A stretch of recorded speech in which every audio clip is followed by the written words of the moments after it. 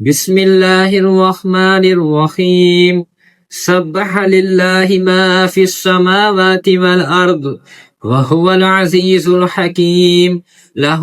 ملك السماوات والأرض يحيي ويميت وهو على كل شيء قدير هو الأول والآخر والظاهر والباطن وهو بكل شيء عليم هو الذي خلق السماوات والأرض في 6 أيام ثم استوى على العرش يعلم ما يلج في الأرض وما يخرج منها وما ينزل من السماء وما يعرج فيها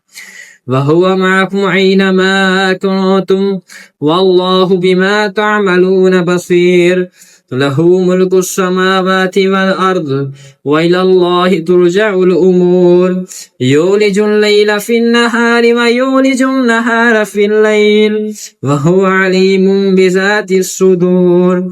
آمنوا بالله ورسوله وأنفقوا مما جعلكم مستخلفين فيه فالذين آمنوا منكم وأنفقوا لهم أجر كبير وما لكم لا تؤمنون بالله والرسول يدعوكم لتؤمنوا بربكم وقد أخذ ميثاقكم إن كنتم مؤمنين هو الذي ينزل على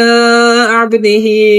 آيات بينات ليخرجكم من الظلمات إلى النور وإن الله بكم لرؤوف رحيم وما لكم ألا تنفقوا في سبيل الله ولله ميراث السماوات والأرض لا يستوي منكم من أنفق من قبل الفتح وقاتل أولئك أعظم